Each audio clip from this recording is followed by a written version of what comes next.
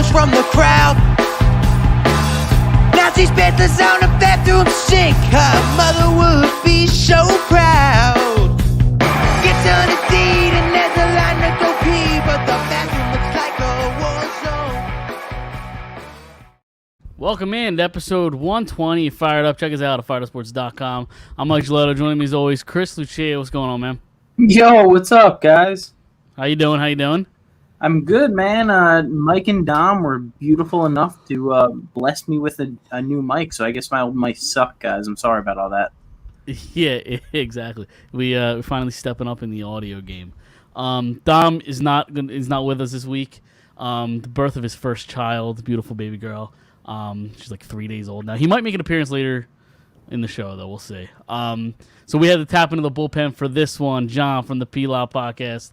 What's going on, man? What's up, gentlemen? Thank you for having me. Absolutely. Thanks for coming on. I know we had you on for the 100th episode, but it was like what, a 10-minute thing. Like we wanted to have you back on at some point, more long form thing. I know you're looking to kind of branch out, promote the pod a little bit. Obviously part of the network, so we are very excited to have you on tonight. Oh, thanks, guys. Yeah, Phired Up podcast. My cousin Michael and I have been doing the podcast since, I want to say, like August of 2020. Okay, nice. Probably at that point, middle of COVID, right? Everything's kind of crazy. Nothing to do, nothing to talk about. Yeah, I bought a new laptop, and then I was like, hey, I told my cousin, I was like, hey, do you ever done broadcasting before? And he's like, no. And then he just started doing it, and he was just like a natural at it. So yeah. That's funny. Very similar story to me and Dom. Me and Dom are cousins. Kind of, started up out of nowhere.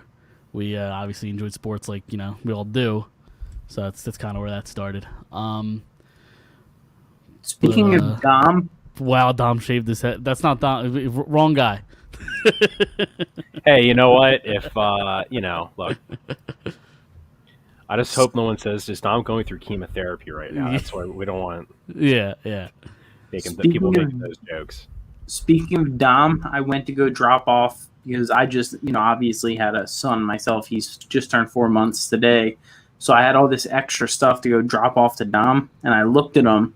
He had the mic in his hand. And he came outside. And he's like, oh, come in inside of the baby. And I'm like, I'm not going to do that just because nothing against you. Like, three-day-old baby. I'm not coming in like germs.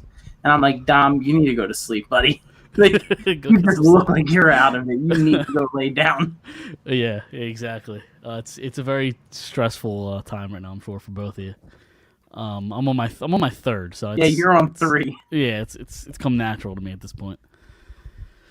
So but we got a lot to talk about tonight. Eagles, obviously, first preseason game. Phillies are kind of in the home stretch of a playoff race, wild card race. And then James Harden news, Sixers news comes out of nowhere because obviously there's drama with the 76ers. Let's kind of start there. It's kind of like, I guess it's kind of been rumor, speculation that he kind of wanted out, right? Reported that it's either Clippers or nowhere. And then it comes out, I guess it either happened either today or yesterday, about this quote about Daryl Morey is a liar and I will never be a part of an organization that he's a part of. So this is the end, right? This is the end of the James Harden era in Philadelphia. Not only did he call him a liar, he called him a liar twice. Yes. He said it once and then repeated himself and said he was a liar and he would never play for him again. In China, right? I think he was in China while he was saying this too. Is that where it was? Correct. Yeah, I'm pretty sure he was over in China. It's very odd. And then he just decides, I guess, breaking news came out yesterday that he would show up to camp, or the Sixers weren't going to trade him before camp, and then he's going to go to camp, and 2 hours later it's like, no, Harden's not coming to camp. And I was listening to, I know you're not a huge fan, Mike, 97.5 The Fanatic. Okay, sports talk radio in general in the city I think sucks, but go ahead. Who at this point do you trust? Do you trust Daryl Morey? Or do you trust James Harden? So, the thought process that I was hearing some people talk through today was that there was a handshake deal last year that was behind the tables that James Harden took a less of a contract where Morey's like, oh yeah, I'll take care of you next year. And now it's like, oh, you're not worth what you're worth. Or do you say James Harden this is going to be the third team he's trying to force himself out of? Well, that sounds like that's kind of what happened, but I don't think Daryl Morey owes James Harden the guarantee of that, because what did he do when things mattered in the playoffs, right? Just disappeared, flat out quit. Like he always does. Like he's done his entire career in the playoffs. So I don't think Daryl Morey owed him anything at that point. Yeah, but if there was a handshake deal last year where Harden came on we can all three agree Harden definitely was on a budget-friendly or a team-friendly deal last year. Sure, yeah.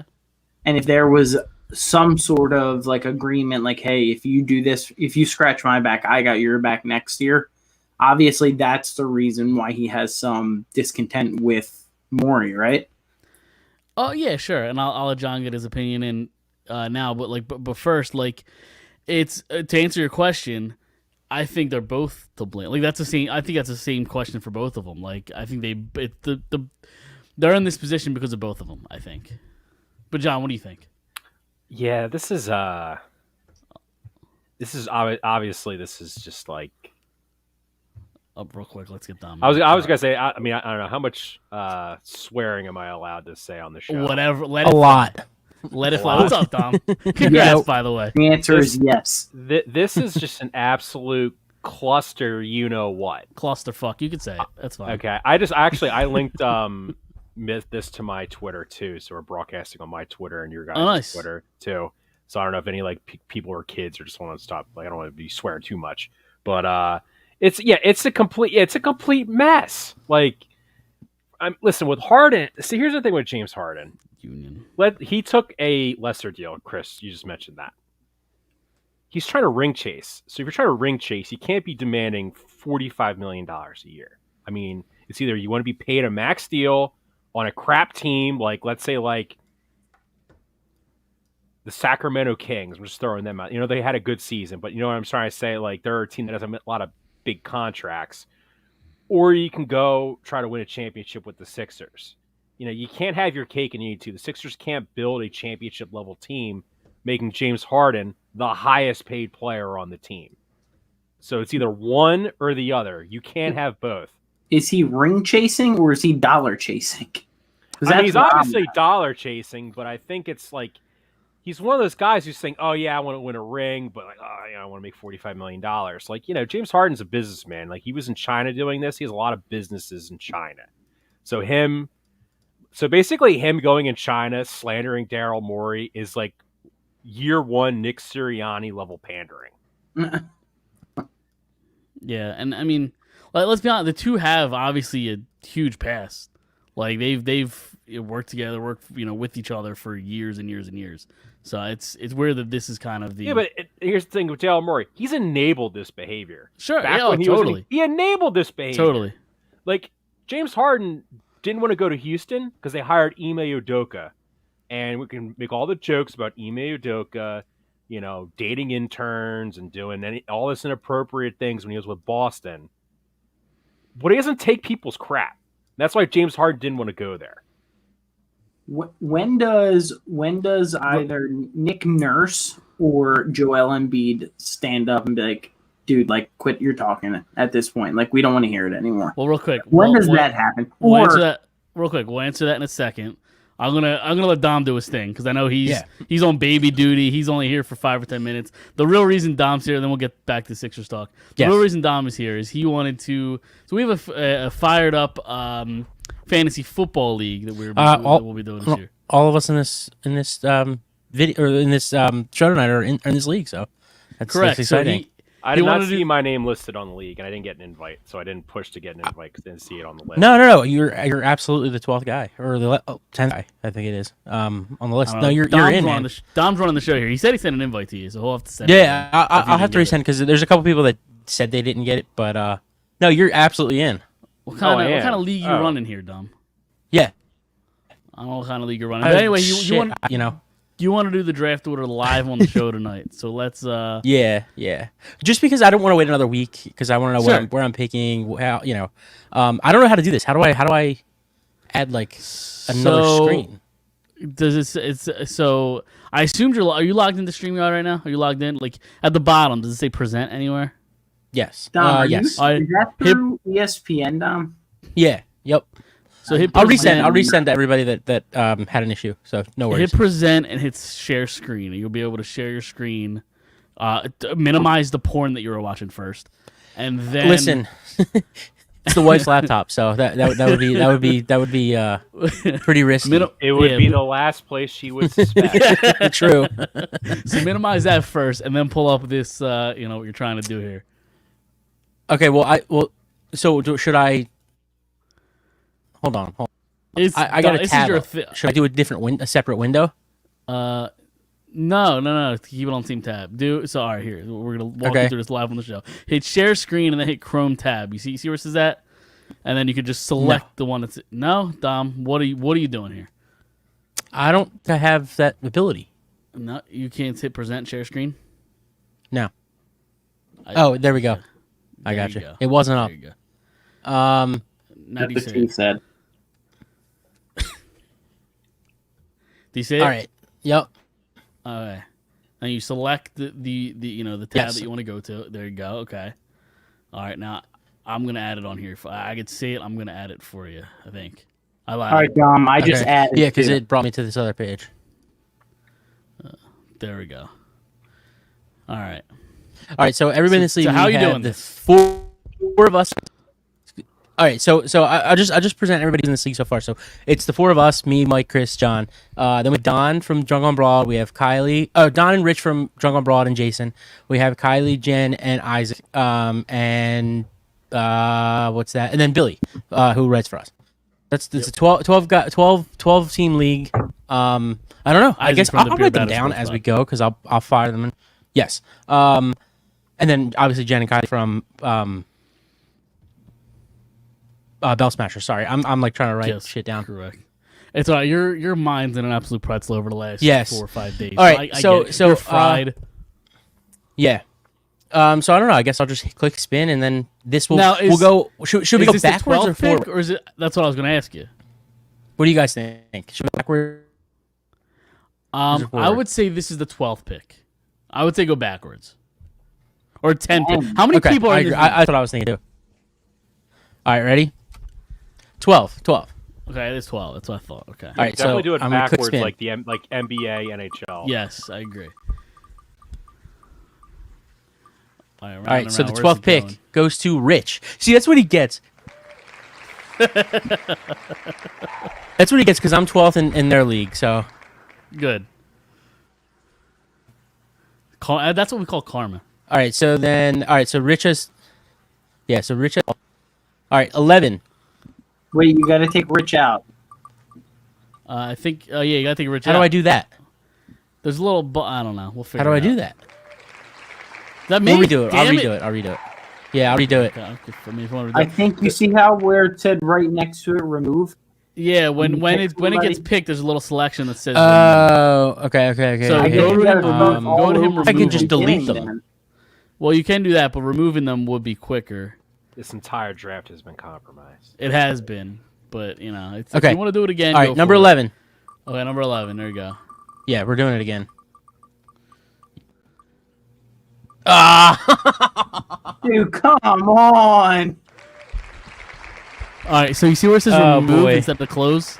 Dime, you see where it says remove instead of close? No, I could just delete their name. No, Well, so yeah, but hit remove is gonna be Dom, quicker. right Yeah, hit there. remove. It's Hit a little bit remove. easier on yourself. Okay. All right. There you go. So Number you don't have to 10. delete anything.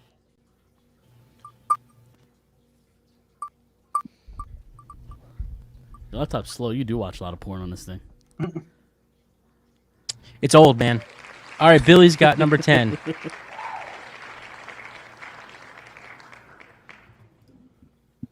All right, we're going to remove number Your boy's 9. chiming in there. What is she saying? This is so painful to watch, worse than boomers. She's calling us a bunch of boomers. Oh, there's me. John, there you go. John gets Is that 9, ninth right? pick? I believe that is Yep. 9, yeah. All right. Number 8. Round and round. Where is he going? Not me. Don? Is it landing on Don? Don. Don Juan. All right. Number 7. I believe it's number 7.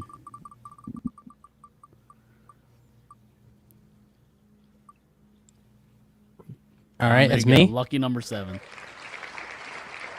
Somehow I avoided 11th pick, and I'm going to get a top 6 pick here. Be in the top half of the draft. Mike, with your luck, it doesn't matter. I don't know if that's an insult or All right, a Jason. compliment. Do I have good luck or bad luck? What are you saying, Chris? I think fantasy football is not your game. No, not it's the last few years. Yeah, The last I've few had a years, bad- Mike yeah. Mike has Mike has said this is my last year of fantasy football, and then he just comes back. All right, number 5. I get bullied into it. Just when you thought you were out, they just I hate- pull I- you I back They hate in. pull you right back I- in. I hate fantasy football, but I'm in like 4 leagues every year. I don't get it. And All right, Isaac, is that pick Isaac. number 5 or 4? I spelled his name wrong. That is number 5. I even noticed that. That is 5. Okay. All right, 4th pick. Top 4. Get the fuck out of here! That you got a top 4 pick. That's such It's your bullshit. fault. I should have just It's kept your it. fault. You should have. I Top would have been 3. fine with it. Top 3 pick. That's Jen. All right, Jen from the Jen. Bell Smashers pod gets in pick number 4. Oh, and I think I forgot that Joe from Drunk on Broad as well is in this league. So Yes. you, Mike, you, Kylie, and Joe. Yep. Number And I get a top- 3. You know, Kylie. I don't even want a top 2 pick. This sucks. Can I go We back to can 11? switch. You want to switch? We'll talk about that off the pod. So top 2 picks, either me or Joe. Who's getting it? Who's getting it? Who's getting it? It looks like it will be. Oh, it's gonna be close. Is that me? It froze. That is me. All right, cool. I'm cool with number 2. I don't want number 1. Number 1's a bad omen. Okay. So Joe gets picked number 1. And number 1 is Joe. Yep. So in order, we got Rich at 12, or backwards. Rich at 12, Chris at 11, Billy at 10, John at 9, Don at 8, me at 7, Jason at 6, Isaac at 5, Jen at 4, Kylie at 3, Mike, you're at 2, and Joe is at number 1. There you go. Question: can I start selling my players now? You don't have any players. Come Right. on. We can listen if you guys want to move around, different spot in the draft. I'm cool with it, just as long as it's you let me know. Sounds good. Tom, I'm sure you got to go or you're hanging out. Yep. What's the deal? What's life been like? What's your last 3 days been like as a new father? The good, the bad, and the ugly. No, it's actually been really great. Yep. It's been magical. It's different. It's this thing that's always on your mind. Never leaves your mind. So. Totally. Yep. So all right, go. You on diaper duty yet, Tom? Oh yeah, absolutely. Yep. Well, go get some It's not sleep. fun. At least try to. All right, guys. I will catch you all next week. All right, sounds Tom. cool. See you then. All right, Love you. later. Thank you, Dom. All right, so Thank God that guy's gone. yeah, and it's always technical issues with him. His computer's too damn slow. His mic goes in and out. I don't. Gotta talk to him. So Chris, we finally got you upgraded the mic, and now Dom has all the issues. Let's get back into the Sixers. What question were you asking beforehand? I said before we went to Dom? when does somebody like? I said Nick Nurse or Joel, but now I'm even thinking. Why can't I think of his name? Tyrese Maxey. No, not Maxie. Maxie keeps his mouth shut and keeps it pushing. Why can't I think of their forward? What, Patrick Beverly we just signed? He was No, on the other Twitter. dude that's a bum that can't shoot the ball. There's a lot of That- bums on that team that can't shoot the ball. Why You can't gotta I be more think of his specific. name? Melton? Not Melton. No, the dude that got in Joel Embiid's face in the playoffs. Oh, PJ Tucker. Yeah, when are one of these guys gonna like? All right, dude, like keep your trap shut. Like you're on the team right now. Like, it Well, can you get mean ugly. you mean publicly, not like behind closed doors. Yeah, publicly. Like when is somebody gonna come out and say something? So, I don't see. Here's my thing about that is that, Public's a bad idea because you're just going to make because look, the Sixers already looked inept enough as it is. So having players being, God, James Harden's a friggin' idiot, or James needs to shut the hell up, I think it's just going to make the situation worse. Yeah, but I think the city will like. I think a lot of them are just sick of him. Like I said this to my cousin Michael. I said, I don't know how old are you guys? Mike, you're probably the same age as me. 31. I'm 27. All right, I'm actually the oldest one here. Anyway, so I remember when the Giants had Tiki Barber, great player. I mean, yeah, serious pain in the ass. He was a pain in the ass. He was talking crap about Eli Manning. Created tons of problems for them behind the scenes in the locker room. The year they let him go is the year they won the Super Bowl. Yeah, I'm not saying Sixers win the NBA championship, but when you have to walk on eggshells, when you have a certain guy there because you have to keep him happy or not do anything to upset him. Yeah, but is he really that guy that you have to walk on eggshells for? He's like you have Embiid and you have. I mean, he's not to get traded by the Brooklyn Nets. Yeah, that's the thing is when they got him though. Like this is the only way James Harden in Philadelphia is going to end. Like it's the only way he's done it. He did it in Houston. He did it in Brooklyn. Like it's like T.O. It's like if he can't fit here, where the hell else is he going to fit? Yeah. Yeah, he thinks he's going to go out to L.A. and along with Kawhi. Kawhi's just going to like not talk to him. Just walk to the other side of the court. Yeah. I don't know. I just don't know when one of those guys are just going to be like, you know what, like Embiid's kind of played like devil's advocate a lot of the off season. Like, oh, you know, I really respect James as a guy, but now he's coming at your GM. Now I wonder if that changes because like when the Ben Simmons thing was happening, Embiid was the most vocal one on the team. Yeah, that's what I mean. When is this gonna? When are these guys gonna say like dude, you don't want to come back? We don't want you back. Like when is that coming? Because I think you're gonna garner a lot more respect from the fan base when that happens. Because like that guy's not gonna be I mean, he's good, but he's gonna not be welcomed by the fans. Like the fans, if he's on the opening roster day one, it's going to be a nightmare for him. I don't see any scenario that happens. I really don't. I think the relationship's way too fragile. It's going to be a nightmare, right? Yeah, well, yeah. Well, it depends on how the next couple months go. I think, like leading up, like. I don't know, does he come out publicly? Like I don't know. It really just depends on what happens. Because sorry, Mike, go ahead. Yeah, we're just a city that backs the players, right? You saw it with the Trey Turner ovation and things like that. We back the player. If he's on the roster, I don't know that he's going to get a handful of. I mean, he might get some boos, but I don't think he's going to be like raining down. I don't think it's going to be like that. If Ben Simmons came back to play for the Sixers and said, "Hey, you know what? My bad. Shouldn't have did that." People were forgotten about it. Yep. It was because he was just, being Ben, being selfish. So that's why people hate his guts. Right. So I want to bring up a question here too, guys. So Harden doesn't show up.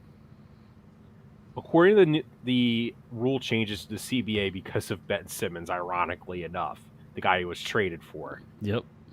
If he doesn't show up, doesn't play this year for the Sixers, he has an extra year added onto his contract, and he doesn't get paid for this year. Yep. Is he going to try and do that, or do you think the Sixers will move him before November 2nd? His goal is to get paid, I don't think he's going to want to miss an entire year of getting paid. You know what I mean? Like I think in his mind he wants to get traded, and I think he's going to be such a pain in the ass. He's going to force the Sixers to move him. Yeah, but the problem is now, if you're the Sixers, like you hate this guy because like he is just devaluing any trade value that there is. Like by continuing, like going out there in China and saying I'll never play for a team with Daryl Morey on it. Like, what's the team going to offer you? A second round pick now? Because they know you have to unload him. Totally. Like he's just making it worse for the organization. Can we shift gears to Daryl Morey since we haven't really been mentioning him a whole lot in this? We've mostly with James Harden. Go for it. So, Harden's Daryl Morey's boy, right? Yep. Was his boy. Very good, Chris. Yeah, he was his boy. Morey's created this mess. Yeah. When you trade for a James Harden, it's like when T.O. threw his temper tantrum when he played for the Eagles, did the same thing with the Niners, goes to the Cowboys, kind of does the same thing. You kind of are like, okay, you keep bringing this guy in, he keeps giving these attitude problems. Like, come on, you have to know by now that this guy's an issue. Yeah. Daryl Morey brought him in, and he really hasn't made any other moves besides really fixing Colangelo's mess and then just bringing guys from Houston. It's literally what he's doing is building the Houston Rockets. Yeah, I mean, go ahead, Chris. He has made some, as much as we want to criticize him, it's a good move not to sign Harden. Like, that is a good move. Agree, especially if Harden wants the 4 years or whatever. Like, that's insane. But it's a really bad move to say to him, hey, if you take less money, I'll give you a max deal next year, and then just be like, oh, yeah, I was just lying to you the whole time. Well, and that just, but, was that said? Where was that said? You know what I mean? That's what the reports were, but was that actually it's he said, she said. Like, nobody knows. There's two sides of the story. Right, and who's going to actually, who's going to say, he's not stupid. He's not going to come out and say that that's what happened. The Patrick Beverly move, if we're talking about bringing the Rockets here, right? That's what we're talking about. The Patrick Beverly move is a solid move in the fact that at least you know what you're getting out of him. You know that you're not getting a tier 1 player, but you know you're getting a backup point guard that could spot start for you. The only one that I think we really messed up on is the PJ Tucker move. I think that was the worst move that was made so far under the Morey tenure. And his presence kind of worked out. Is a little bit of it in the playoffs, especially early on. But his presence was there, but it's just way too much money. Way too much money they gave him. But what is the presence? The presence was going up and telling Embiid to keep your head in it. I could have, if I was on the court, I could have went up to him and told him to get your head in. You need you need somebody to do it. You need leaders on the court. Yeah, but is that a leadership mentality, or is that picking up your guy when you see him down? There's two different things. Leadership mentality is taking that game on yourself and facilitating and being out there getting everybody else where they need to be versus going up and you need to be better. That's more like a coach should be doing that, not a leader. I agree with Christian, you're 100% right. But here's the thing though too, I'm not trying to, he's gone, but Doc sucked. Okay. Yeah. Doc was not a good coach. And the fact that PJ Tucker has to go to Embiid and say that, I think makes Doc Rivers look really bad, because Doc Rivers just stand there going, come on guys, let's go. Come on, clapping just clapping away like he's Jason Garrett. And then PJ Tucker's got to go and correct you all and be like, dude, that's not his job. No, he definitely let the inmates run the asylum there.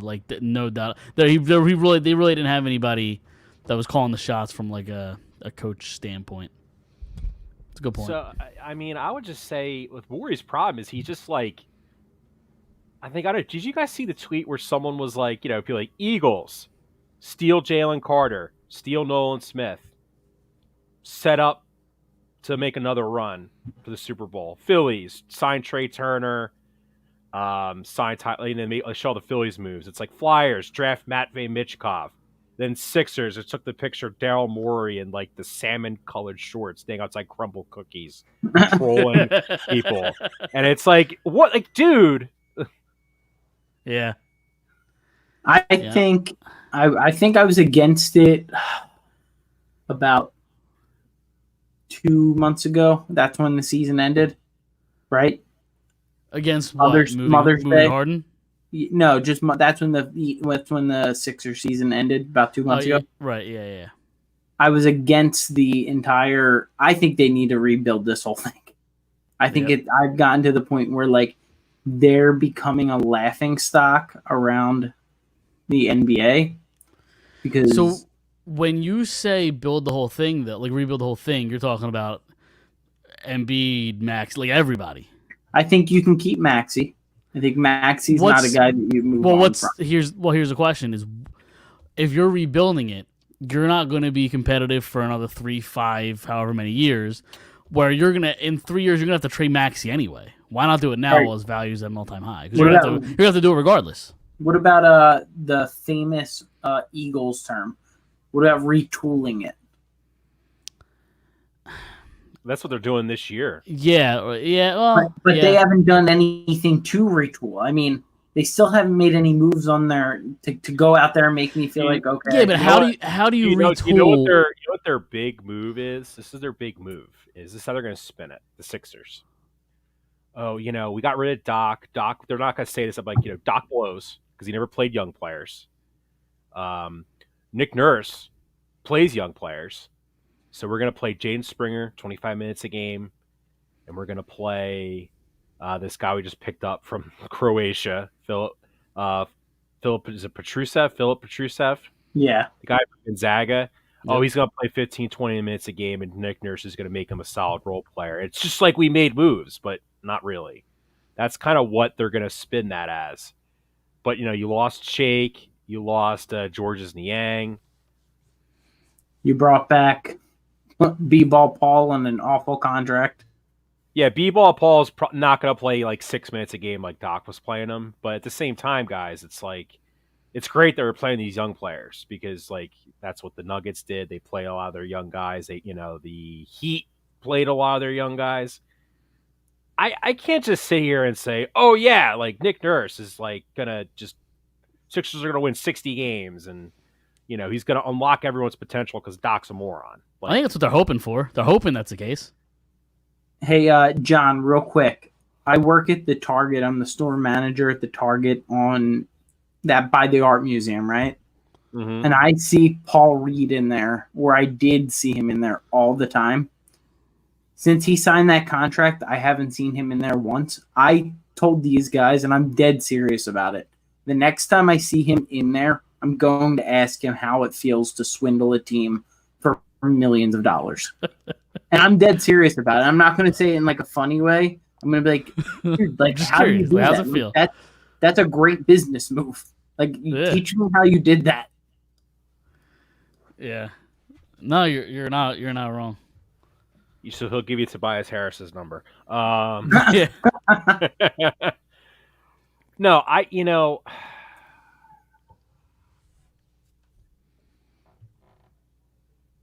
mean, I'm just thinking with Harden, if he gets like traded, like basically the Sixers got offered crap. The Clippers like, you got to get rid of him, so we're going to give you all of our crap. But the value even went down after today or yesterday, whenever that was. Yeah, it definitely went down. Yep. They're like, we'll give you the ball boy and the Gatorade filler upper and the guy that runs out on the court and scrubs. We'll give you a signed Chris Kaman basketball. Yeah. And maybe we'll throw in like a 2028 second round pick. Have fun. I mean, and the Sixers are gonna have to like take it because they're gonna deal with a disgruntled guy. And obviously, like all that aside, like you're losing a ton of production from what James Harden brought every night. Like that's a lot of minutes and a lot of points to kind of replace. Yeah, I mean, like Jaden Springer, it needs to average like literally like 15 points a game. Yeah, look, if he can average 15 points a game, then Nick Nurse should be the coach of the year. Yeah, right. Yeah. For sure. Anything else before we move on? Anything else Sixers you guys want to touch on? We talked a lot of Sixers, Mike. I think I might just bash my head into my wall if I have to keep thinking about James Harden. Don't do that because season doesn't start for a while. So if you're banging your head against the wall now, I can't. Like it's almost like it's like the Wander Franco news. I'm just like I don't want to deal with. I just don't want to deal with this. This is ridiculous. This is insane. That news is crazy, isn't it? The Juan DeFranco stuff. My cousin shot me messages. I'm like, dude, like this is just some like that's gotta be fake. That can't be real. And then I saw he just got put on the restricted list, so he's not gonna get paid. And I was like, oh my god, that is real. Yeah, like if it's just like dumb internet stuff, I don't think he's going on a restricted list. Like there's something behind that. There has to be. But is that the news that he was with like a 14-year-old girl? yeah. And then I didn't after, really read much into it. Yeah, apparently he's, I don't know, quote unquote, dating a 14-year-old. There's seen with a 14-year-old girl. And then like the day after that, the Rays were doing a giveaway for kids 14 and under. Just a bad circumstance there, but ironic. And there's a deep drive to left by Castellanos. It's 4-0 Reds. Exactly, yeah. Castellanos always strikes in those moments, doesn't he? So we'll talk about some Phillies before we get that. Listen, Don over at Drunk on Broad made a nice little promo clip. I'm gonna play it now. We'll talk on the other side. We are part of the Phired Up Sports Network of shows. Please check out other Phired Up Sports Network podcasts like the P-Lot Pod, Water Cooler Talk, Bell Smashers, Philly Sports Love and Pain, Drunk on Broad, Beer Battered Sports, and the Phired Up Sports Show, which are available on all major podcasting hosting sites and social media. Also, check out Mark Ramos' Roundup on firedupsports.com, which breaks down the happenings going on with all your favorite local teams. Good stuff from Don. Always looking at it. So, yeah, listen, Phillies. Lorenzen, no hitter. That was crazy, wasn't it? And I woke up CJ out of his sleep, little 3.5 month baby or wherever he was at that time, and brought him downstairs to watch that because I'm like, did you? I love that. I really did. I love that. This might not ever happen again. No. In his lifetime. Yeah, I mean, it was quite the moment. I mean, I was like kind of tuning like back and forth. I saw that he had a no hitter after 6, and I shut off whatever my kids were watching on Disney Plus. I was like, give me the remote. I'm taking over the TV tonight, and watch the rest of it. He just had it, and like, he was getting hit hard. I know a lot of people were saying that. Well, it's not like a true no hit. Like he was getting hit hard. This isn't sustainable, but like. It worked. It was effective. Exactly. He got the no-hitter. Like, you can't take that away from him. Yeah, when I saw he had a no-hitter through, like, 6, I was like, dude, if I turn this on and watch, am I going to jinx him? Maybe he's going to give up a hit. And then, like, I waited till, like, the 9th inning. I was like, you know what? Now or never. He's going to get a no-hitter. Once he got that strike, that was, like, 8 inches off the plate. I'm like, oh.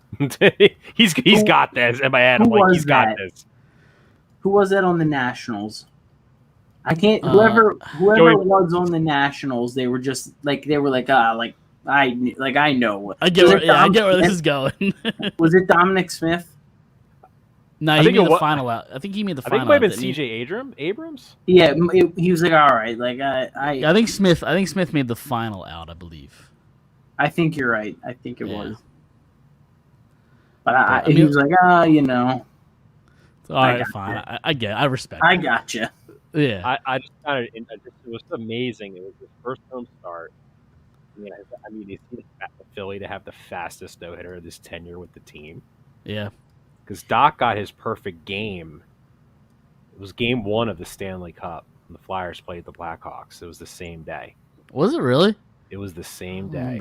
Okay. So I was watching the Stanley Cup, and then someone texted me and was like, I was like, you might want to turn the Phillies game on. I'm like, why the hell would I turn the Phillies game on? Right, Flyers in the Stanley Cup. I know Roy Halladay's pitching, so I kind of want to go see it. But he was like, no, turn the Phillies game on, and he was throwing a perfect game, and I was like, oh my god. Yeah. But yeah, like it might have been his 7th or 8th start with the Phillies. Like, dude, when they got Lorenzen, I was like, okay, like that's a good pickup, but I thought we need another right-handed bat, and that'll bring us to a certain shortstop that is playing much better. I just want to mention, you guys, I was at the game. We gave him standing ovation. Me too. I did my civic duty as a Phillies fan and clapped for Trey Turner when he came. That was the Friday night game, right, against the. Yes. Yeah, I was there too. Mike, But you also can thank Chris and I. You're welcome for Yep. fixing Trey Turner. You're welcome. We clap for him. He feels much better. He's chilled out. He's got his stroke down. You're welcome. Everybody, you're welcome. Listen, everybody that was in the stadium that night should get like their name like etched in the Wall of Fame out there. I'm in. Everybody that was in the stadium that night. Because I mean, listen, if Trey Turner can get fixed, like I'm almost not even asking for him to be the Trey Turner that we've seen in the last 8 years. If he could be like 75 to 80% of that, it's gigantic for this team. Like I mean, he was borderline unplayable at some point. Like you're not gonna sit him on the bench. Like that's not what I'm saying. But that's how bad he was at one point. But he's on fire. He looks great right now. He's back. Yeah, you know what? When he was struggling in like June, I was like, you know what? I'm gonna give him some time because Bryce struggled. Yep. Kyle Schwarber struggled. Castellanos struggled all season. I think there's like a ton of guys that just like their first 80 games of the Phillies they were just dog crap. Yep. And I was like, let's give him some time. Then like August rolled around and he was playing, and then it was when he started committing all those errors. Yeah, it's when it started to go into into his defense. I thought he had the yips. Yeah. Oh, totally. But what you say is unplayable. It's like if he's got the yips, he can't play him. Yeah. You're just going to make it worse by keep playing him. But at the same time, you're not going to sit that player on the bench with the contract you signed. Yeah, you can't. You got to leave him in. I kind of thought if you not say you bench him for the whole season, but I was like, do you give him like a week off? Give him a weekend or something like that. Give him like a week off, then just have him let's like watch them play, and then just tell him to relax. Like I even thought about to the point where he comes up to the plate, like have him bunt and beat out bunts and then steal second base like he's like Juan Pierre. I mean, it's better than him striking out. I mean, maybe he'll get his confidence up, but no, he hit his way out of it. So. I mean, that's huge for this team. I mean, I know yesterday that was a really brutal loss. I'm not listen. The umpire blew that call, but honestly, you can't in any sport. You cannot rely on the officials. Nope, you can't. Got to take care of business. Like the Eagles Super Bowl, you can't. That was a lame call. You can't trust these refs. Like, come on, you can't put yourself in that position. We're not going to talk about that Super Bowl call. The Super Bowl. Let's just we forgot about that. Yeah. Yeah, let's not. A long time ago. Yeah.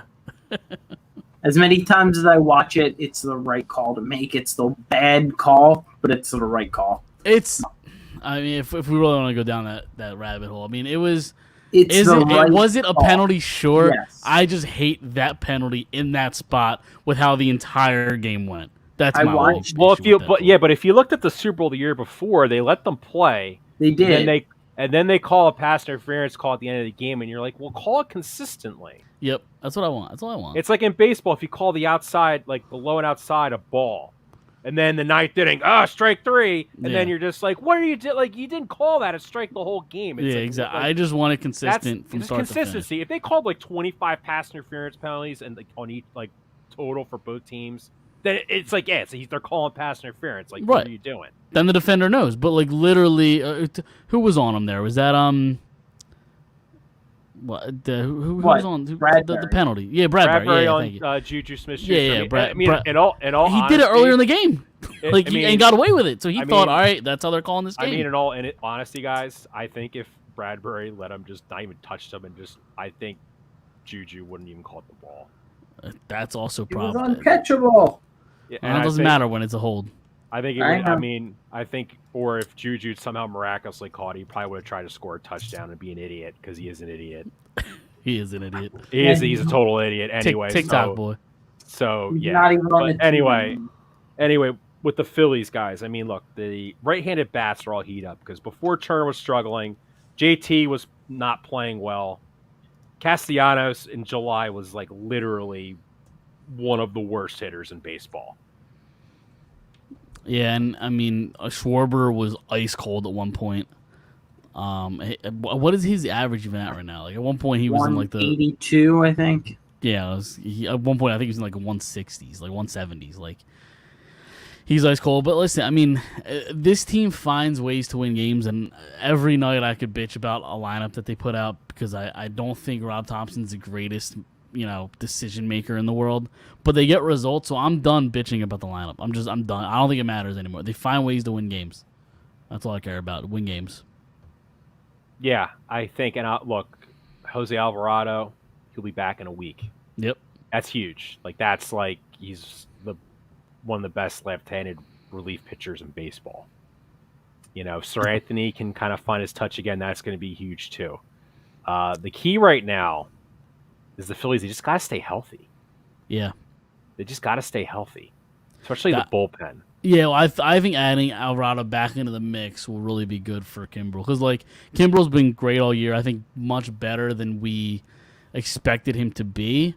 But I think adding a guy back into the bullpen like Alvarado will help take the pressure off of. Because he's like 95 years old, and you can't be trotting him out there 4 days a week. Yeah, exactly. And he's starting. He's not bad. He's starting to have instances where he struggles a little bit here or there. I need to save his arm come playoff time. Let me throw out a name to you, gentlemen. Okay. We haven't talked about him yet. Since Trey Turner's playing much better, I think you might know who I'm referring to. How about Scotty? I was going to say a certain starting pitcher by the name of Aaron Nola. What about him? What about him? So, we gave Trey Turner a standing ovation, and even though Aaron Nola has not been as bad this year as Trey Turner, Aaron Nola has an ERA about around 4.5. Yeah, and he's complained about the pitch clock, complained about not getting a big contract extension. If they're struggling, he mopes around the dugout the whole time. I mean, they're going to a 6-man rotation. I'm going to throw out this scenario to you guys. Phillies make the playoffs. Is he in your starting rotation? Oh, is he yeah. one of your 4 starting pitchers?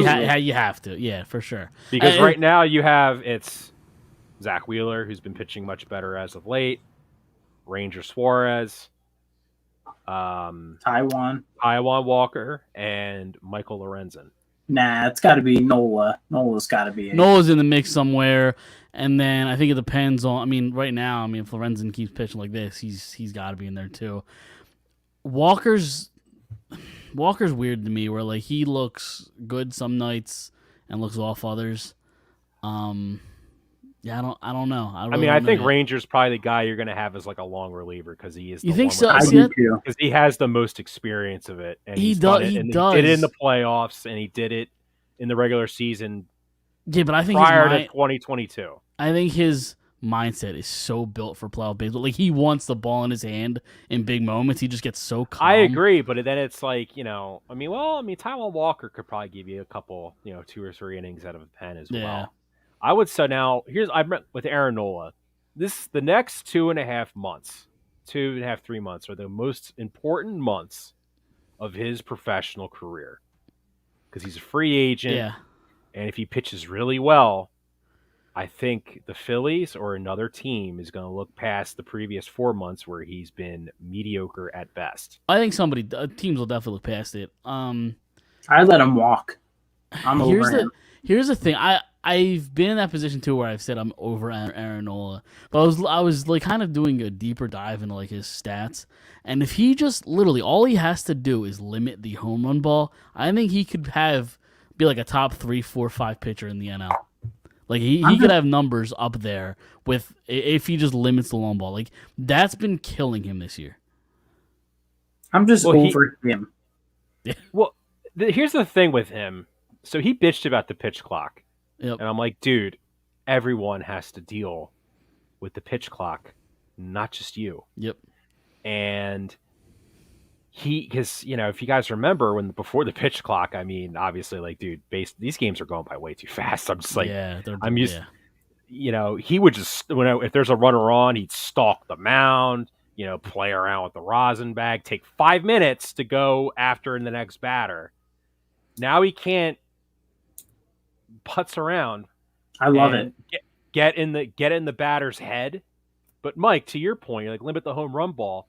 His pitching IQ is terrible. He'll have a guy 2-2, and then he'll throw a curveball right down. He can't. Is that him or is that JT? That's him. That's him. Well, Because he got the pitch com. He can, he Yeah, can who's- blow off his calls. Because Yeah. guess what? Guess when Lorenzen threw his no hitter, the first person he credited. Mhm.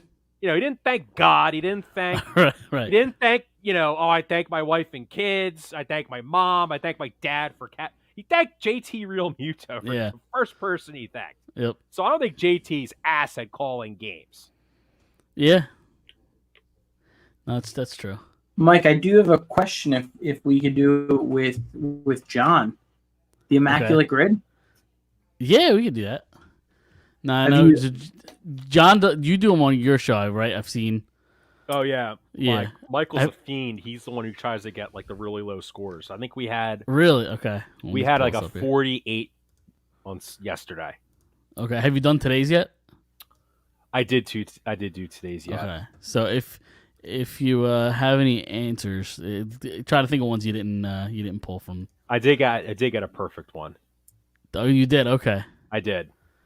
All right. So here we got across the top: Guardians, Nationals, 30 stolen bases in a season.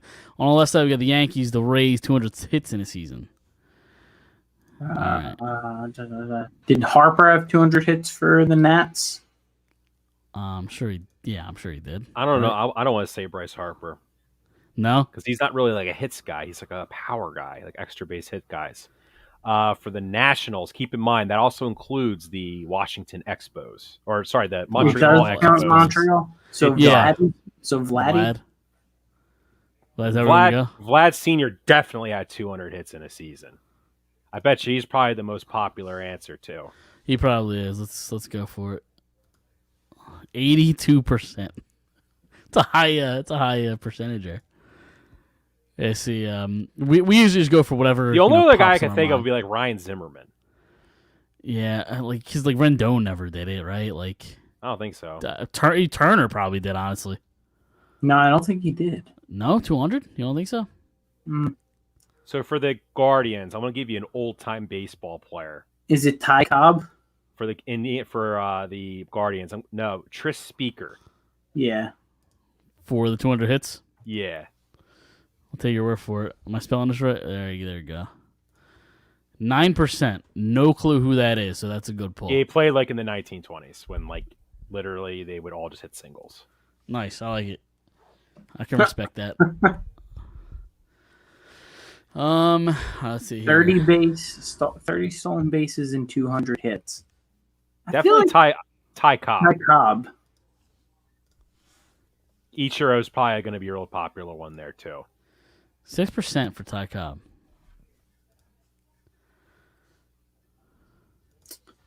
Tampa Bay and Cleveland. Did Carlos Pena wind up playing for Cleveland? I said Corey Kluber. Oh yeah. Corey Kluber because he pitched for the Rays last year and he stunk. I don't know if I get anything really more obscure than Corey Kluber I can think of to mind because the Rays are a relatively newish team.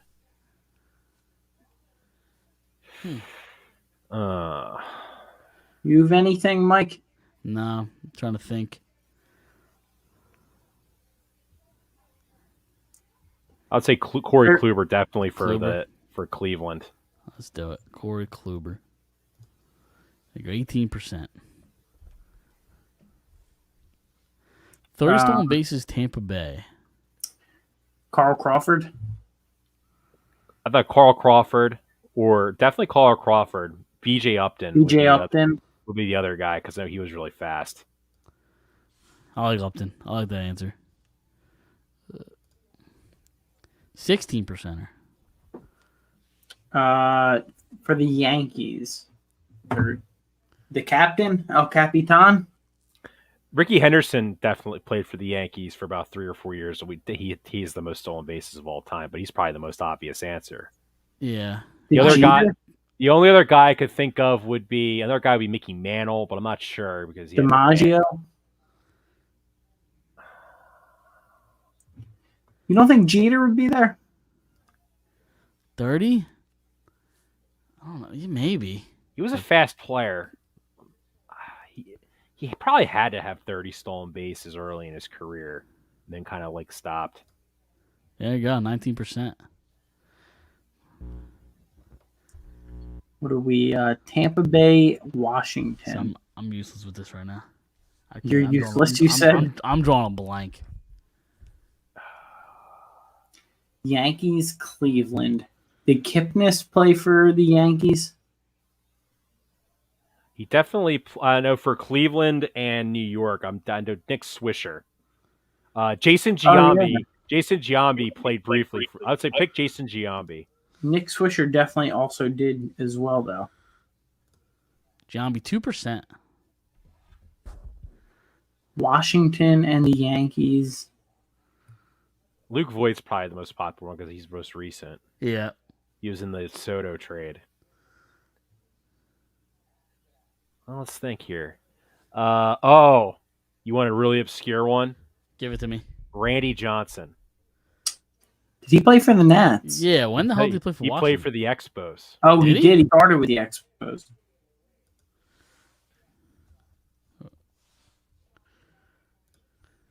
%. Tampa Bay and Washington. Now I gotta think back to Montreal. I said Corey Dickerson.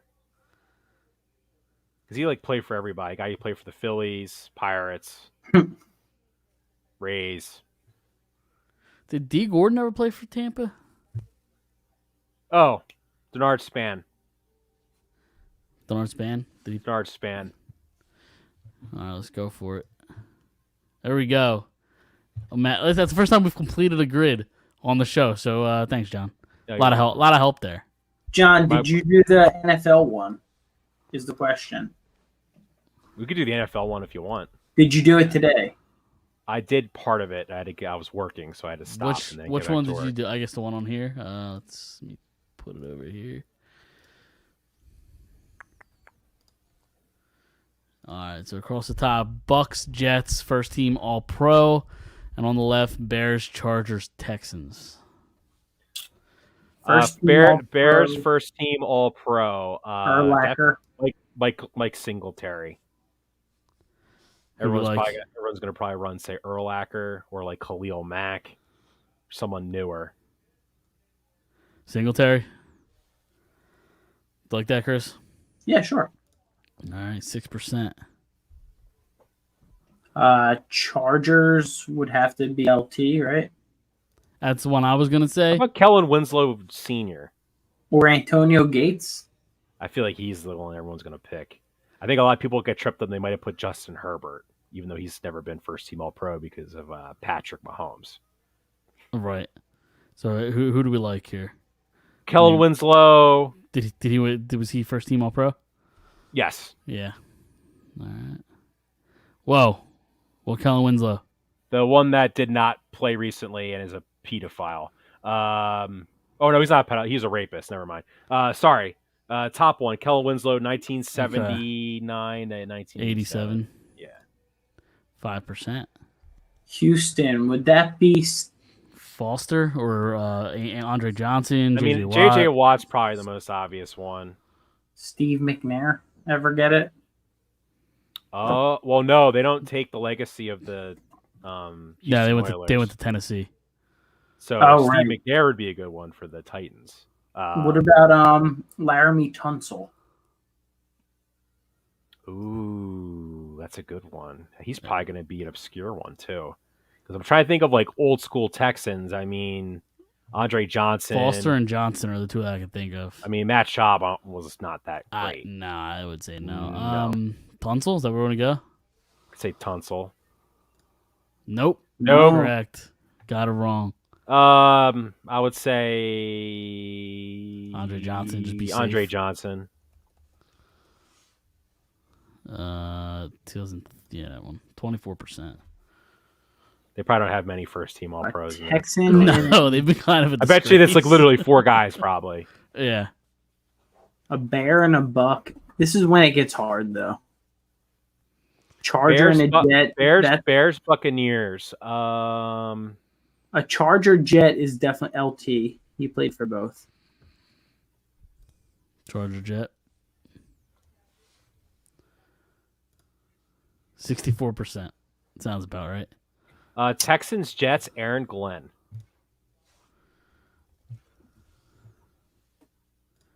5%. Bears, Jets. Did Thomas Jones play for the Jets? I feel like he did. I don't know, but if you want to run it, I'm cool with it. Thomas Jones. Yep, there you go, 14%. Two Chargers, guesses left. So where do we want to go here? Chargers and Buccaneers. I feel like Josh Johnson has played for both of those teams. Josh Johnson's played for everybody. I would say Vincent Jackson's probably the most well known one. I would take a guess. Most recent, plus he unfortunately passed away. I'm good with Vincent Jackson.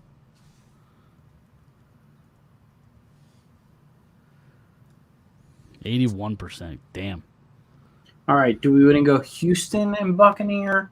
Who I also think Josh Johnson played for Houston. Yeah, he played for a lot of teams. I think he's like the wild card. I think Josh Johnson's a good way to transition the Eagles after this. Yeah. When I saw he was the quarterback playing that game, I was like, oh my God. I was like, We could put it in there and then talk about the which one is it? 09 to 22, right? Yeah. he won't Been go in the league away. since 09, right? No. No. Well, no. He wasn't on there. No, I guess not. So there we go. Yeah. Let's talk about birds because Yes. I don't please do. understand what Baltimore's game plan was when they started with Josh Johnson and then ended with who's their backup down there? Huntley. Does it Huntley? Huntley came in at the end. Like I really feel like they're trying to like conserve their preseason championship that they got going on. First off, full disclosure, I was at a family party, so I'm gonna have to rely on you guys to tell me what happened in the game and position battles and everything when we break them down. So Jalen Carter played 2 snaps, and I saw the one. it's like I was like, I've seen enough. He doesn't have to Yeah. play anymore in the preseason. Like the first play, he almost like decapitated Josh Johnson. Yep. Yeah. Yeah, and I was like, okay, this guy can play. Jordan Davis played. He looked solid. Listen, over the last handful of months, Josh Johnson has to be tired of playing the Eagles, don't you think? Yeah. Eli Ricks had a pick six. You guys want us to go by like positions? Like we can go through each one, who we thought looked good. Who Yeah, didn't look Mike. good. Mike didn't watch, so he has. No I clue. didn't. So I listen. I'll give you input on like who I think is good or making the team or what. I mean, we can go with the quarterbacks. I mean, I thought Mariota looked okay.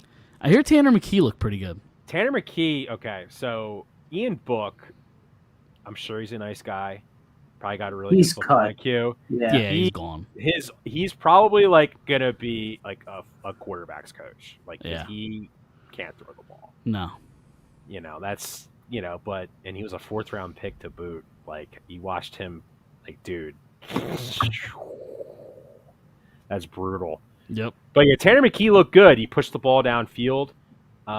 Brian Johnson, I thought, watching him, it was his first game ever calling the offense, and I thought he did a good job. Like they pushed the ball down the field. It wasn't like they just ran traps and dives half the time.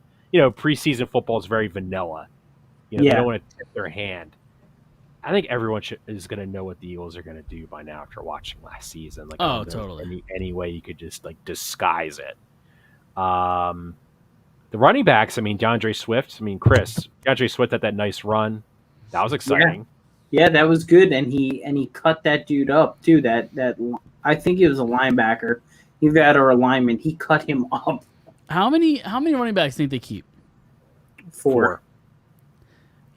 Swift, Gainwell, Penny, and who's the 4th?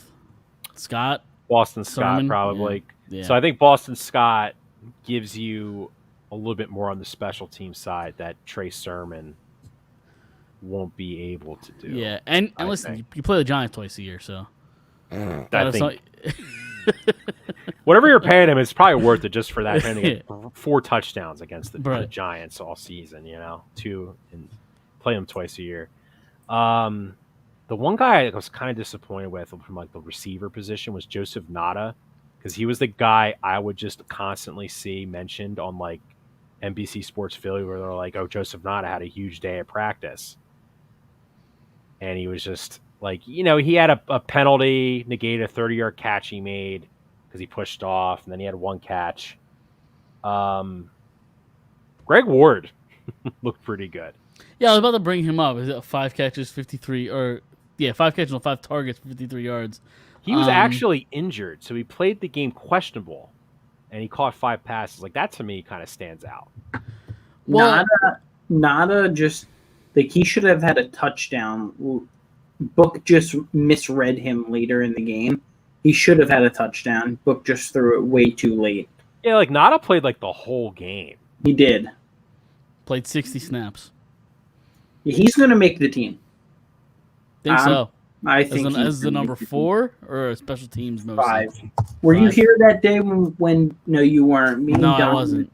Dom and I went through who we think's going to make it and who's not. Yep. We had him. Actually, we had him as a 6th. 6. But only because of Britton Covey. Like okay. technically as a wide receiver. I would not be surprised if he gets a phantom injury in the next 2 weeks and they'll just put him on IR. Who? Greg Ward? No. Nada. Nada. Just Yeah, because, like, you see the ability. Yeah. It's just that, I mean, Olamide Zacchaeus is more experienced. Britton Covey, they're infatuated with him for some reason. Yeah, Tired of the Coveys in this city. Sorry, go ahead. Yeah. So, offensive line, I mean, Tyler Steen, he played left tackle to start, and then he moved over to the position they want him to play at right guard later in the game. He struggled at tackle, but he looked good at guard. He did. Yeah. I mean, we kind of know what their offensive line is. Like their offensive, you could argue they're so deep at offensive line that their backup offensive line could be like a bottom 5 offensive line, like starting in the league. Like I just think their offensive line is so good, so deep. It's so important. I mean, the Miami Dolphins offensive line's terrible. I watched the Atlanta Falcons, who are not exactly known for their defensive line, literally in a joint practice. Like, if it was a real game, Tua would have had another concussion because they literally were just getting beat off every single snap. Yep. I think we talked about defense with, like, Jalen Carter, Nolan Smith. Yeah, I didn't really see Nolan Smith much.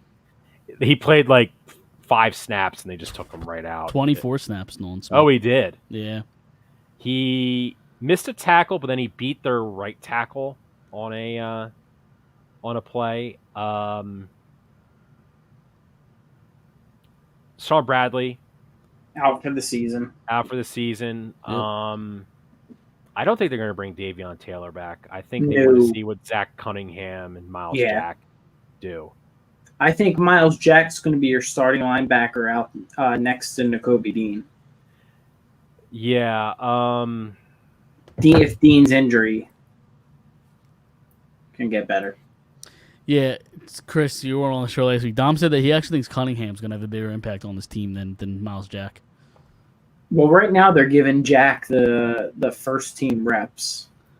And so, I mean, their snap count were pretty even. Cunningham played 26. Cunningham was Jack a good player played 2 years ago, and then he got hurt. Yeah. He played last for year- Tennessee, right? Yep, and then he got hurt, and then Tennessee cut him. He went to Houston, and like that defense was just like cooked the whole season. Like, they were throwing games. Yeah. Yeah. Until the last game when they fired Lovie Smith basically before the game, and they thought he was like, "Screw this, we're gonna win this game," just to spite the Texans to not get the first pick. Yeah. So yeah. Anyway, yeah, I thought the standout was the secondary. I think the secondary played really well. Mario Goodrich played really well. Eli Ricks played well. Who else was Josh Jobe played pretty decently. Well, one of the more interesting position battles, I think, is safety, right? And specifically one of the draft picks, Sidney Brown, from what I hear, played really well. And they really like it. The guy that I thought played the best of the 3 safeties, I'm not exactly was a huge fan of this signing, was Terrell Edmonds. Yeah, but does Edmonds read to you more of a safety or a hybrid, like safety linebacker, Bobby Wagner-esque, where he'll step down into the box? I think he's going to be like like they call it the star position. Star. Yeah, star. I mean, he's the one that looks like he's the most built because Sidney Brown's too short. Yeah, but Sidney Brown can pop. Sidney Brown's got some pop in him. So Sidney Brown, I think the issue that I noticed with him in that game is he will put his head down and he won't always see the guy he's trying to tackle. And almost a lot of these like good players know how to make a move. They know how to make like a quick move and then get out of the way.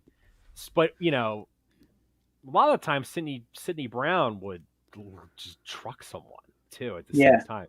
So he just needs to work on his technique. I think he's a guy. I think what might happen. This is my read of the situation. Remember when the Eagles had Eric Wilson in 2021 and he was just literally god awful for like the first month? And then they were like, okay, TJ Edwards, we're not sure if you're ready or not, but he can't be any worse than him. Yep. So you're going to go play. And then TJ Edwards played, solid football.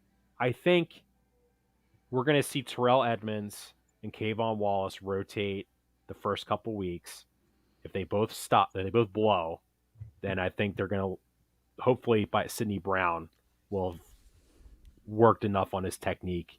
And he's ready to at least get some reps. Yeah, and Reed Blankenship's really been showing up heavily in practice. He didn't even play in the game, so that kind of tells you where he's at on the depth chart.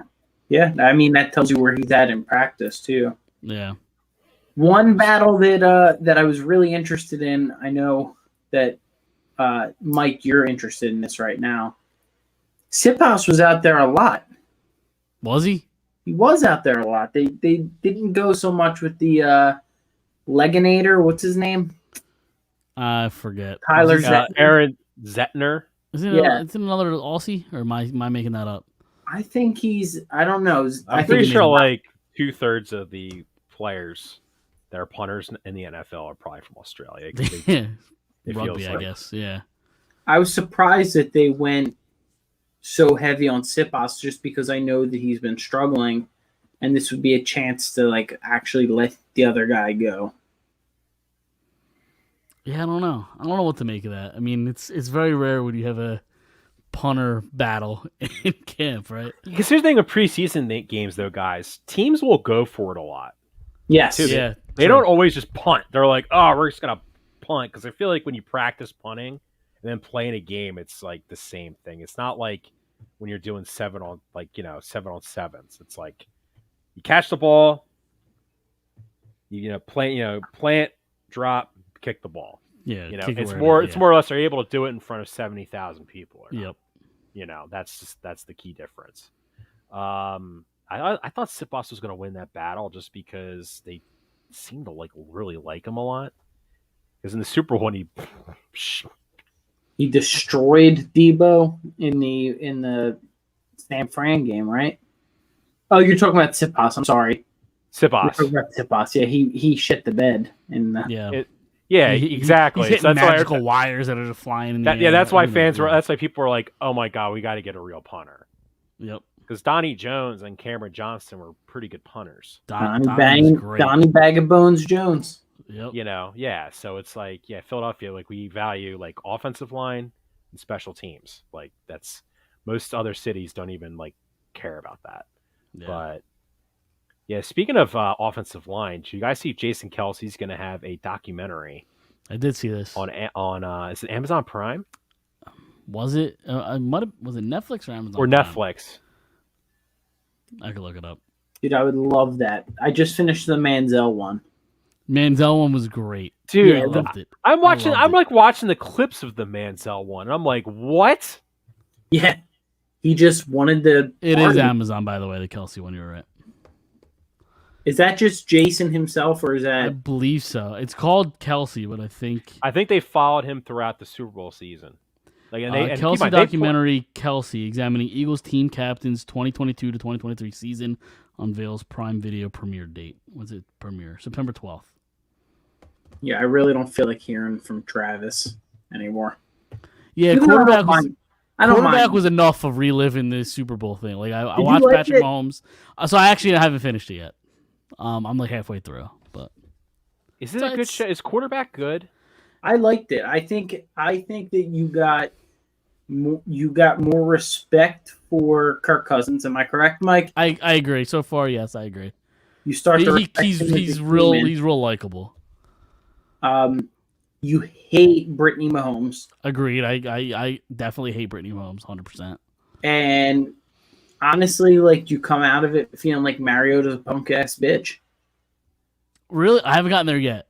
Yeah, where he's I haven't like, gotten there yet. Okay. where he's gotten to the point on there where I mean, you'll get to the part where like he's injured and he could have waited till the end of the season for the surgery, but we're gonna ride with Ritter, so he's like, I'm just gonna go get the surgery now instead of like staying there in case mentoring the guy. So Well, you'll get I get where you're coming from, but it's also like the Falcons who like suck. Like if he was battling for like a playoff spot or something, he probably would have been there. But Yeah, like the season's over. They kind of were because that division was so god awful. Yeah, they were. Yeah, you're right. If they won a couple extra games, they would have won the division. Yeah. Yep. Yeah, Mariota. I mean, look, he knows his role here. I mean, what's he going to come? This is my 8th offensive coordinator in 9 years. It's like, dude, this is the best team you will most likely ever play on in your professional career. Yeah, including Oregon. Yeah, like, dude, just hold the clipboard and just pray Jalen Hurts does not get injured. Yeah. What do we think about our boy Jalen Hurts turning quarterback down like multiple times, like 2 or 3 times that they've approached him?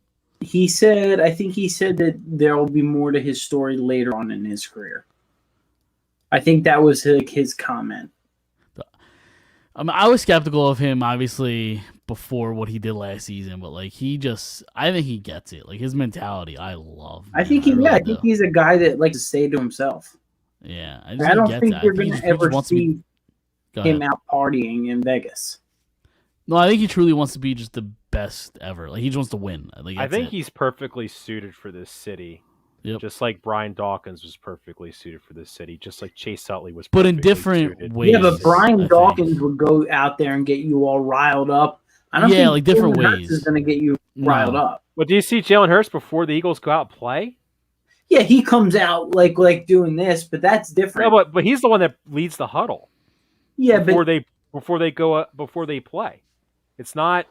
It's not as flamboyant as Dawkins. Okay, he doesn't do like the whole Weapon X idiot man persona, but he commands respect. Oh, totally.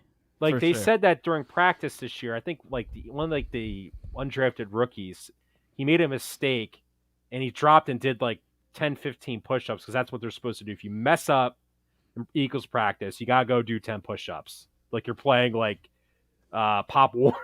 Right. Yeah. And he did them.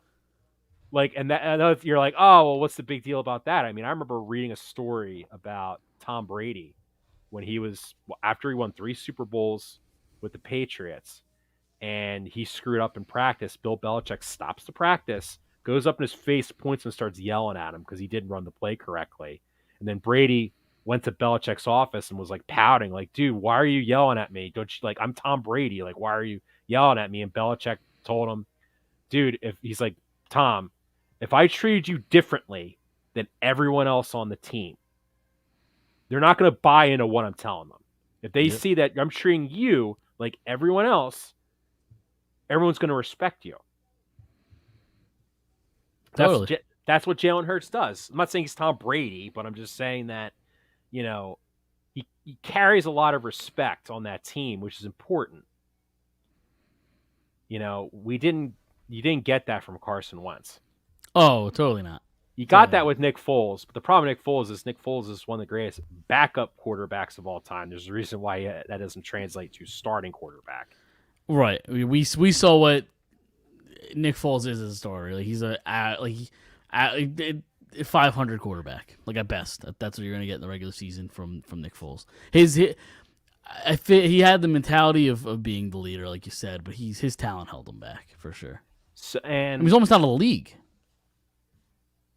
I just saw on Twitter. I'm still calling it Twitter. I don't call it X. I call it Twitter. Well, X sounds like you're going to like a porn website. Yeah, I don't want. Yeah, it's a little sleazy. Yeah. Him and Jason Kelsey in 2012 were at a bar in Arizona, and they got challenged to drink like a beer tower, Okay. and they both like killed two of them, and the person that challenged them only managed to get through halfway through one, and they just left the bar. I didn't know he could drink. I thought he was super religious. I didn't know he drank. Nick Foles drank. Apparently. Well, listen, it's good for him. We'll never have to buy a beer in the city again, right? Ever. So. No, he will not. So the Eagles, they play Thursday, right? Against the is it the Browns? Play against the Browns Thursday. Joint practice was today. Yep. Joint practice tomorrow. I think Wednesday they don't because they're playing the game the next day. Do we think the starters get in any time in this game, or is it kind of? I think they play a series. A series. I think they're going to play the first quarter. I think that's why none of the starters really played the first game because they're going from Saturday to Thursday. Right. So they're going to play probably the first quarter. And then Hurts too. You think? I'm trying to think back in last year. How much of the preseason did Hurts play last year? He played remember the first quarter they played the Jets. Okay. Remember when that one guy in the Jets that's right. Jalen Hurts out of balance, and then yep. Jordan Mailata was ready to strangulate him. Yeah, And, Nick Sirianni was losing his mind. Yeah. Was calling Robert Saleh out across the field. Yep. Yeah, I remember that. Yep. Good for Nick Sirianni. I like Nick Sirianni. Contrary to popular belief, Chris. Mike hates Sirianni. I don't hate Sirianni. He hates Bryce Harper. I don't hate Bryce Harper. But loves himself some LeBron James. I hate LeBron James. LeBron James' body. I'm sorry. I said something along those lines. Yes. Love the body, hate the face. Was that what's going on here, Mike? Exactly. Nah, Chris, where I thought you were going with that is that you were going to tell me that I love Gabe Kapler. You do love Gabe Kapler. Listen, but he's having a decent year down there. So it's a collision course with Phillies Gabe Kapler first round matchup. It's gonna happen if they lose to the Giants in the first round. Can I just bring up something too? Sorry, Michael, if you're watching this show. So on the show, before we do the last show of the year, we do our bold predictions for the next year. This is what my cousin predicted, and he pointed out to me the other day, and I was eating lunch, and I'm reading. I'm like, dude, do you realize what you just did with your takes? He picked for the Sixers, they would win the Eastern Conference Finals. This was back in December 31st of 2022. I was like, okay, number one, that got screwed. Yep. For the Eagles, he said they'd win the Super Bowl handedly. Okay. And then for the Phillies, he's predicted his first one was Reese Hoskins All-Star season. I'm like, he blew his knee. There you go. You blew his knee out. That's and a then good he picked the Phillies to go to the NLCS. And I'm like, on the show, if you missed it on Sunday and watching, I said, I'm going to give you a chance to redact your prediction right now for that. Yeah. I said, it's like Oppenheimer once he realizes when he created the nuclear bomb, right. a horror that he just brought out to the world. I'm like, do you understand what you've just done? Yeah, he should realize the power he has and keep his mouth shut. And he was like, I got to get one of them right. Yeah, well, you're bound to at some point. I said, right? I was like, do you know why I don't pick teams winning on those predictions? I don't want to jinx them. Yeah.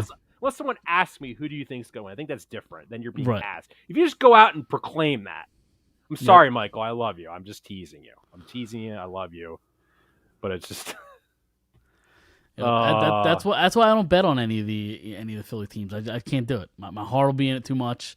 If I want to bet, I'll bet elsewhere. Now, let me ask you guys a question. If you see a guy or guy or gal goes and says, this team is definitely going to win, don't you kind of feel like you just jinx them? They're not. They're screwed. Keep your mouth shut. Just let me watch the game. Have you guys looked at the week 1 lines yet? I have not. No. Yeah, no, we did, Mike. Oh, we did. We did it 2 weeks ago or 3 weeks ago. Yeah, we put that bet in. That's right. I forgot about this. The way too That early crazy money line week one bet. parlay. Way too early bets. We did it was just every game we bet just a The gigantic money parlay. line. Yeah. Yeah. The it ga- was there is one game that sticks out that's like a total sucker's bet. It's the Steelers at home laying 3 to the San Francisco 49ers. You're going to have Brock Purdy fresh off elbow surgery. Yep. Is he playing that game? They said that, he's going to play. Because Trey Apparently Lance he's looked terrible in training camp. all the quarterbacks look terrible. Sam Darnold, I don't care if you're going to play. It doesn't matter. They don't have to put. They can give the ball to McCaffrey, Debo Samuel on sweeps. Yeah, but Bosa, how long is this Bosa thing gonna last? He's going to sign a contract 3 days before. Yeah, he's going to play. Because they said they're going to rescind his fine. So what's the I'm like, what's the point of even Really? rolling out if the 49ers said, we'll not fine you anymore, or we'll rescind That's all the weak fines shit. when you show up. The whole point is if you're going to fine someone, you're going to take their money. That's weak. The That's a Cowboys, weak the Cowboys organization. told Zach Martin, we're not going to rescind your fines, dude. You're going to either show Yeah, up. but then They signed him. Yeah, they today. signed him. Yeah. Oh, they did sign him today. Yeah, they did. I Yeah. forget. Yeah, they just did it. They did it See if I today. can find it. They probably paid him whatever the fines were. So they're like, oh, hey, we didn't rescind your fines, but okay, we'll just pay the money. We fined you back. And then the Patriots. 18 million in each of the next 2 years. Yeah. Patriots with Zeke and Yep. the Jets with Dalvin Cook. Jets are doing some shit. I'll be honest. I like Brees Hall, so I don't know what that's going to do in fantasy. Brees Hall's knee might not be full. Yeah, I was gonna say he was healed. hurt last year. Right? He got Yeah, he tore his years. ACL. Yeah, but Dalvin Yes. Cook was also low key last Always year. hurt. Well, advanced stats he wasn't that good. He just didn't break tackles. I mean, the Vikings offensive line isn't great, but it's kind of Better than the Jets. Yeah. So before we wrap up, just fresh on mind, we had a comment earlier asking where let me see if I can find it. Asking where the Union logo is. Do you guys care about the Union at all? Just a quick question. I do. Obviously, this whole messy thing's happening where he's actually playing in Philly and the tickets are outrageous. To get in the stadium, I think it's $300 or some shit. It just doesn't do anything for me. I don't know. I can't get into soccer. The only thing is only because you're the big hockey guy, Mike. Yeah. In 2 years, you just got to bow down and understand that the Union will be ahead of the Flyers. They might already be.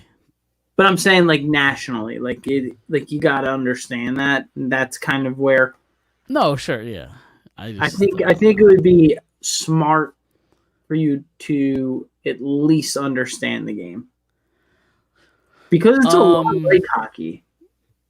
Is it though? It is. It's a lot of the same sort of rules, offsides, and they don't always attack. They're always kicking the ball backwards and forwards and sideways. And You're really gonna go down this hole, aren't you?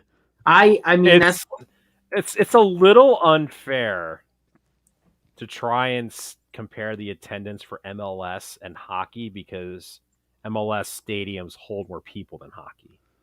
Yep. It's a little for unfair. sure. However, Chris, you got a good point because the Flyers have been so bad Yep. for the last decade, and the Union actually have been fairly good. I mean, I watched the game where they basically one of the most epic choke jobs I've ever seen. Yep. Even still, Yeah, they're gonna be the fourth team. I don't disagree with that. I know it's gonna happen, but the I hear Union about are this. definitely the fifth team. Here's the thing with the Flyers, though, guys. It's really popular right now to dump on the Flyers. It's real popular to do that. I'm excited for the Flyers. Flyers fans are the most loyal of the four teams, I think, in terms of being a diehard. There's people who are just Flyers fans and they don't root for any other team. Well, yeah, but at the same time, if the Eagles go 0-17, they're still gonna fill that stadium up.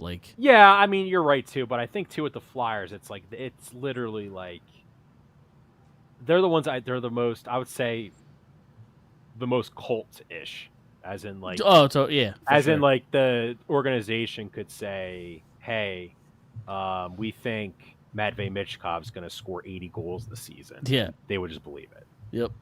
What I'm saying, John, is that MLS will be the fourth Sport and NHL will drop league. the fifth. Yeah. I don't see. Here's the thing, though. There's a lot of people that like watch MLS. Well, I think his But messy but- things definitely helps. But now, like with like, I don't know about you guys, but I have with Comcast, like you can watch like Premier League soccer, which is Yep. the most competitive league, and the issue MLS is always going to have, it's a second-rate league compared to Oh, absolutely. the Prem, or I mean the French league's kind of a joke, really, but like.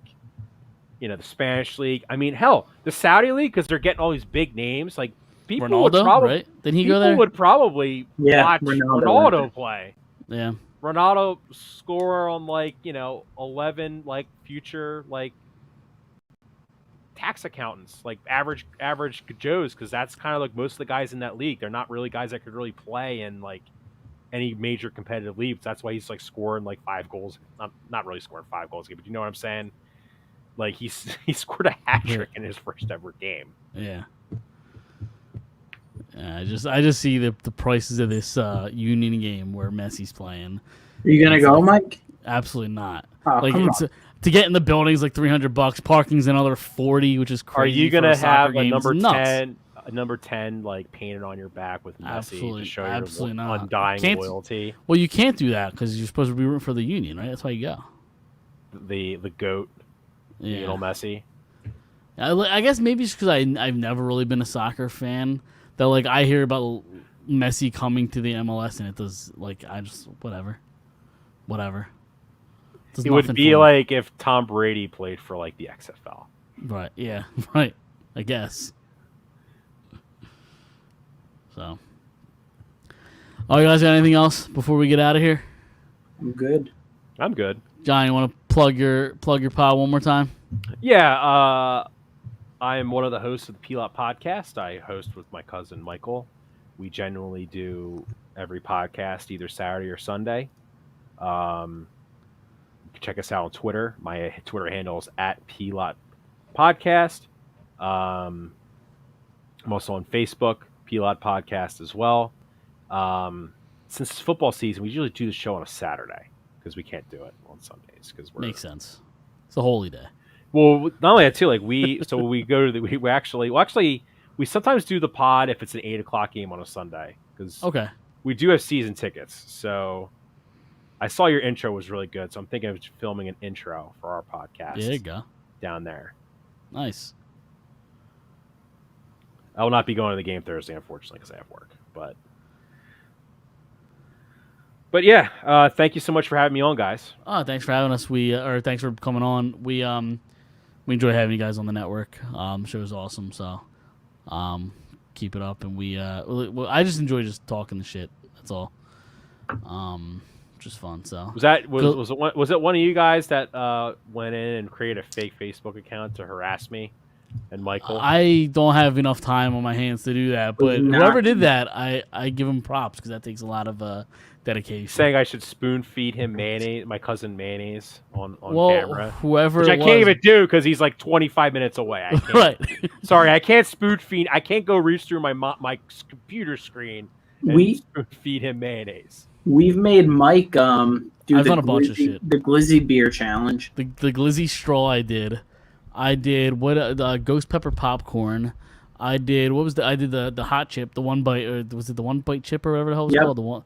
The one chip challenge, I think it was called. Because I know Dom's probably changing diapers right now. Yeah. You know, most fantasy football leagues have a punishment if you finish in last place. Yep. Are we gonna do a punishment? So I'm on board. I have another fantasy football league or fantasy baseball league that I'm in. It's Chris, the same one you're in. We try to do a punishment, and after the last place team, he left the league, and we never got him to do the punishment. So it never came to fruition. I'd be game with doing that. What It'll probably be me because I suck at fantasy football. What was the punishment, Mike? So the way that we did it in that league is everybody submitted a punishment before the season started. And then at the end, you picked 3 out of a hat, and then he got to pick one of the 3 to do. That's what I don't remember the 3 that that he had to. Well, it never choose. happened, right? It never happened. Now, one of them was like run the beer mile. That was one of them. I'm trying to think of the other ones. I can't think off the top of my head. But I'm game with a punishment. Did you I see like that the idea. guy recently that had to fly for 3 days straight That's expensive. and it said like ask me about my fantasy football team? Yeah, he took. It was What? like 20. It was like 24 hours or something. Like Yeah. he hopped on like 5 different flights from the East Coast to I think Denver to L.A. to like Texas and then back to the East Coast. He just had to jump on just different planes, just fly for 24 hours. That was his punishment. Like that's got to be expensive though. Well, Frontier does $299 for a 6-month pass. So unless he did that, take Yeah, him on Frontier flights. there you go. He probably not- flew not on like bad. the crappiest airline possible. Yeah, Frontier. He might. Oh Frontier. my God, like I'm trying. I don't to think see I don't think we should do something like that. I was thinking something like the one chip challenge because it's like you do it on camera. Oh God, it's so horrible. You wait a minute and then drink water or something like that. Like something. I did it. You weren't even on, Chris, when I did it. No, I were you? wasn't on that day. You or Dom, I don't think were on. So you just were like by yourself. No, it was me, friend of the show Doug, and then Kylie from Bell Smashers was on. Because friend of the show Doug was the one that got the chip for me, because the guy I work with. And he thought it'd be funny to just ask me trivia questions right after I eat the hot chip. So it was right around Thanksgiving, and so he was asking me Thanksgiving-related questions, and my mouth is on fire. And I can usually handle spicy stuff, but that was the spiciest thing I've ever had. It was so hot, and I couldn't think of the questions he was asking me. So one of the funniest things, if anybody wants to go find it, one of the funniest things that happened was he asked me how many feathers a turkey has, and me not even thinking, I said like 8 or 9. Turkey has like 2,000 feathers. It was a dumb answer. But yeah, no, that was fun. That was fun. I would do it again. Why not? Now that I know what it feels like, why not? But yeah. Nah, John, again, appreciate you coming on. Yeah, no problem. Shooting the shit this week. So, all right, we will see everybody next week. See you then.